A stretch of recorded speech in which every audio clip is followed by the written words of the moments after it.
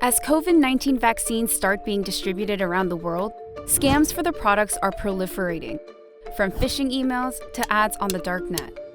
Some of these offer phony Pfizer or Moderna vaccines that can cost as much as $1,500. Once there is a big demand on something, there's starting to be a black market.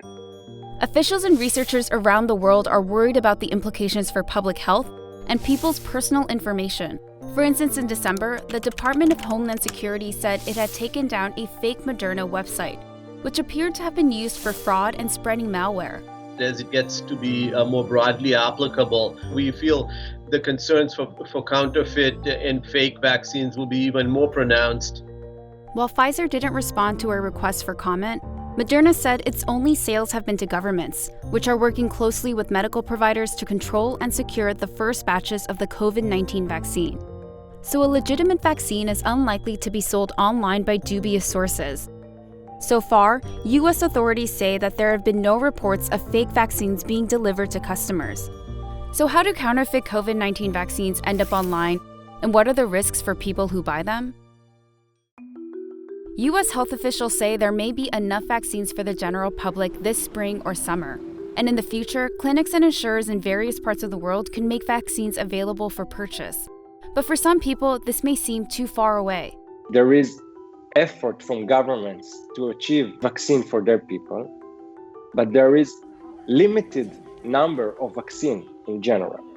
Oded Vanunu is a security researcher based in Israel, and companies hire him to look for and fix breaches in their networks. Recently, he's been tracking the sale of COVID-19 vaccines on the darknet, a term used to refer to hidden parts of the internet, which require an encrypted browser such as Tor to access.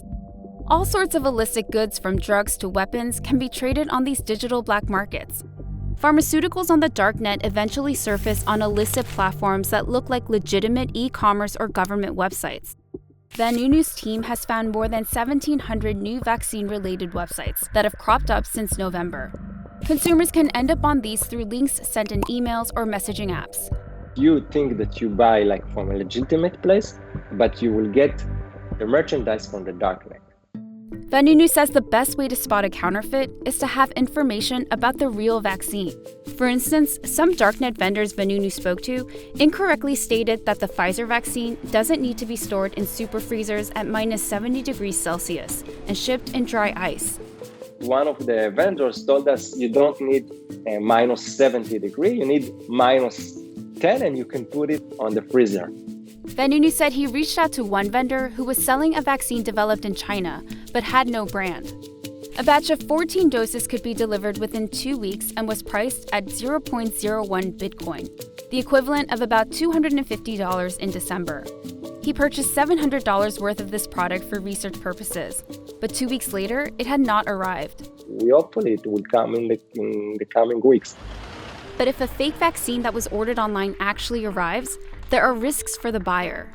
A counterfeit manufacturer doesn't really have the knowledge nor the understanding of all of that processes that are necessary to create safe and effective product. Mansoor Amici is a pharmacist who works with vaccine developers and international agencies to track the global trade of illicit drugs and medical products.